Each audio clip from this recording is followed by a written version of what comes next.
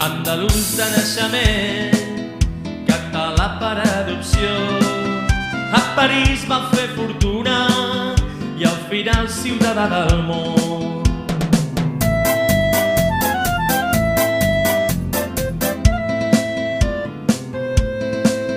Caps quadrats, orelles tortes, boques grans i peus petits, ulls rodons i celles tortes, com botifarrons feia els dits.